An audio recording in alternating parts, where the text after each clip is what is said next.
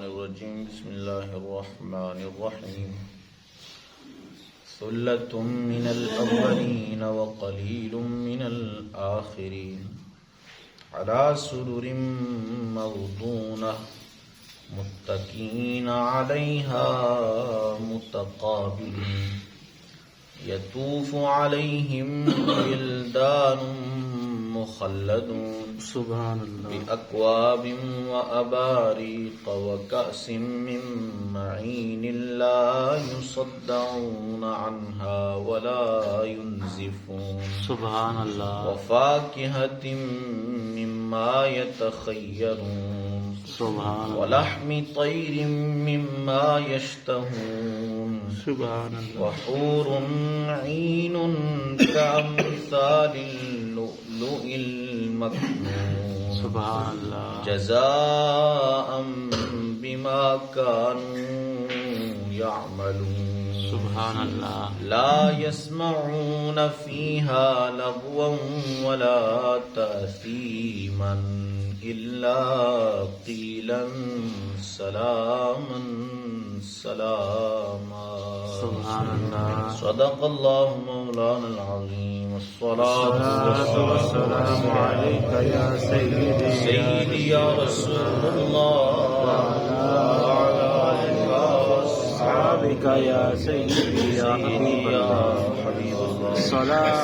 والسلام علیک یا سیدی یا حبیب اللہ وعلی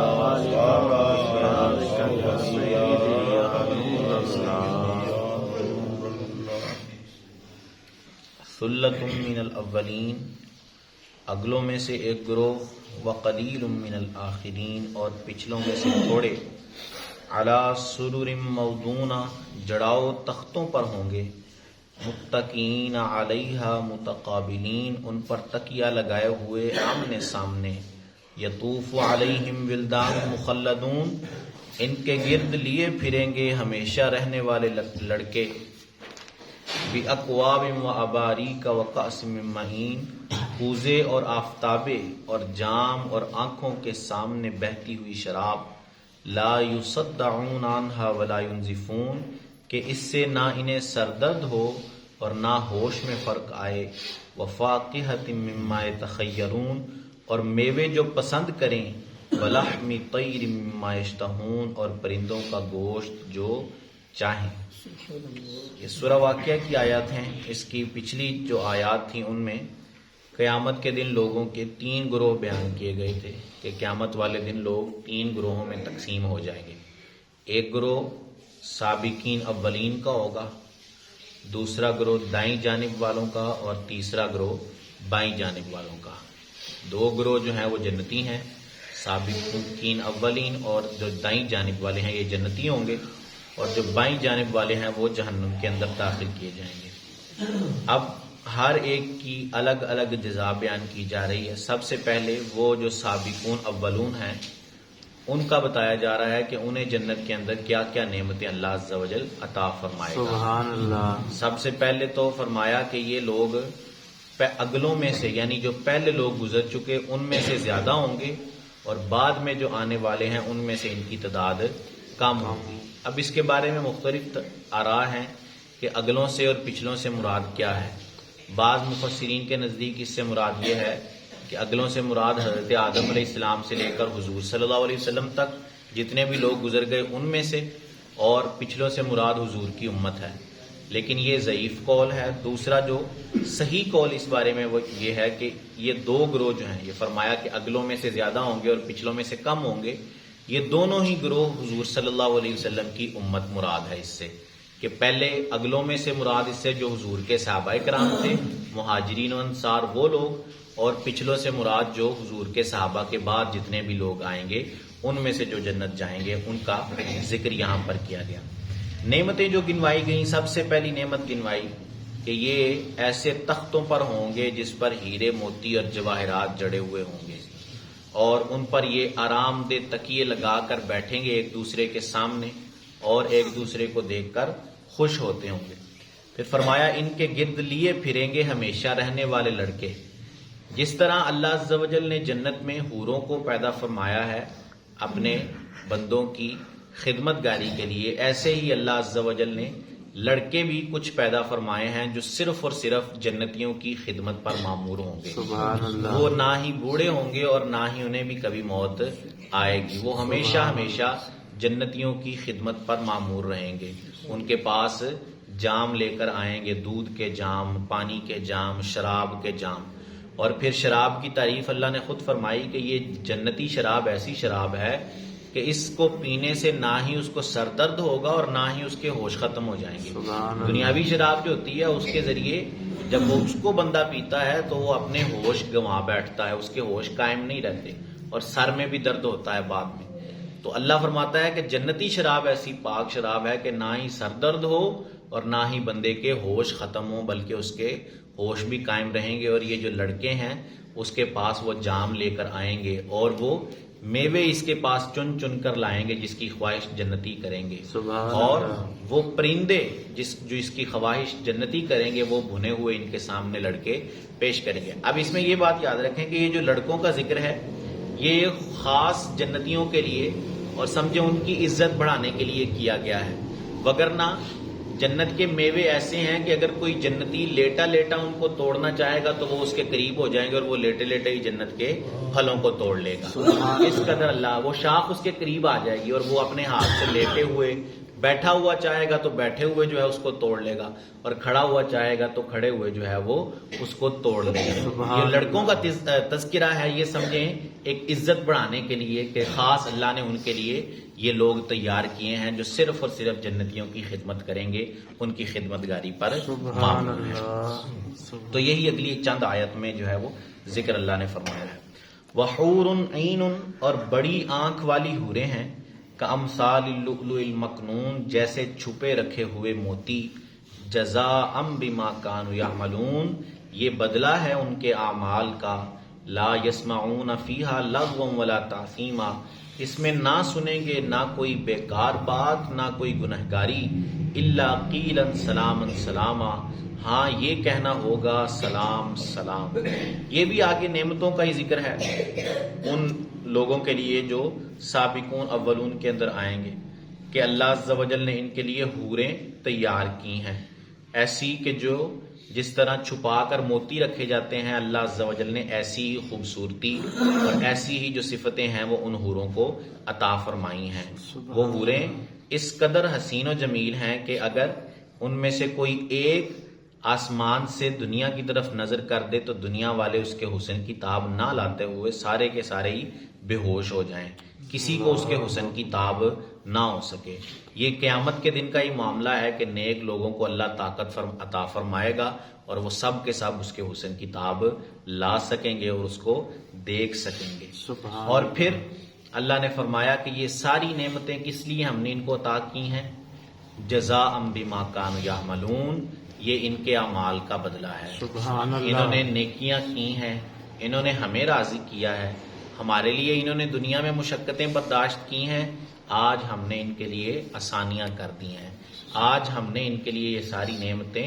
ان کے لیے جائز کر دی ہیں، اور بے شمار نعمتیں۔ یہ صرف چند نعمتوں کا تذکرہ فرمایا ہے اللہ عز و جل نے، اس کے علاوہ اور بے شمار نعمتیں ہیں۔ بعض روایات میں آتا ہے کہ قرآن پاک کی نعمت کیسی ہوگی جنت کے اندر کہ سیدنا داؤد علیہ السلام اپنی آواز میں قرآن پاک پڑھ کے سنائیں گے جنت۔ اور داؤد علیہ السلام کی آواز اتنی خوبصورت اتنی پیاری ہے کہ آپ جب زبور کی تلاوت کیا کرتے اپنے محل کے اندر تو آپ کی تلاوت سنتے پرندے جو ہیں وہ ہوا کے اندر معلق ہو جایا کرتے، سبحان اللہ، اور لوگ کھڑے ہوتے آپ کی تلاوت سننے کے لیے، اور ان کو جو ہے وہ اتنا ٹائم گزر جاتا کہ انہیں اپنی بھوک پیاس کا یہ احساس نہ رہتا کہ ہمیں کچھ کھانا بھی ہے ہمیں کچھ پینا بھی ہے، وہ ایسا آواز میں گم ہوتے کہ کھڑے کھڑے ہی ان کی روحیں پرواز کر جاتی ہیں، انہیں پتہ ہی نہ چلتا، اتنی جو ہے وہ مدھر آواز اللہ عز و جل نے سیدنا داؤد علیہ السلام کو عطا فرمائی ہے۔ تو آپ جو ہے وہ مکمل قرآن پاک پڑھ کے سنائیں گے، اور پھر اس سے بڑھ کر وہ ہستی کہ جن پر قرآن نازل کیا گیا ہے، حضور صلی اللہ علیہ وسلم خود قرآن پڑھ کے سنائیں گے۔ سبحان اللہ، جب حضور مکمل کر چکیں گے اس کے بعد جو ہے وہ اللہ عز و جل، وہ جس کا کلام ہے، سبحان اللہ، کلام الہی کو خود آواز الہی میں سنا جائے گا۔ سبحان اللہ، اس کی کیفیت کیا ہوگی وہ اللہ ہی جانتا ہے، اس کی کیفیت اور اس وقت سرور کیا ہوگا وہ اللہ ہی جانتا ہے، لیکن یہ نعمت کسی نعمت سے کم نہیں ہے جو اللہ عز و جل جنت میں عطا فرمانے والا ہے۔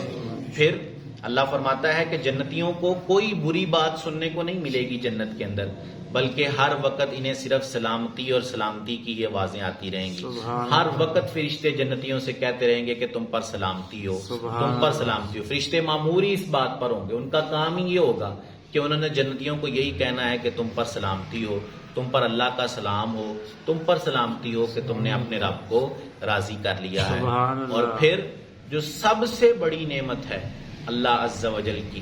وہ اللہ عز و جل جنت میں اپنا دیدار عطا فرمائے گا۔ سبحان اللہ، دیدار الہی کرنا جو ہے وہ جنت کے اندر نصیب ہو جائے گا۔ بعض لوگ اپنے اعمال کے حساب سے، بعض جو ہے وہ دنوں کے حساب سے دیدار الہی کریں گے، بعض ہفتوں کے اعتبار سے کریں گے، بعض مہینوں کے اعتبار سے، بعض کے لیے خاص تخت لگائے جائیں گے جہاں پر بیٹھ کر وہ دیدار الہی کریں گے، بعض کے لیے کرسیاں لگیں گی، اور بعض مشک کے ٹیلوں پر بیٹھ کر اپنے رب کا دیدار کریں سبحان گے۔ اللہ، تو یہ ساری نعمتیں جو ہیں وہ اللہ عز و جل نے جنتیوں کے لیے تیار کر رکھی ہیں، لیکن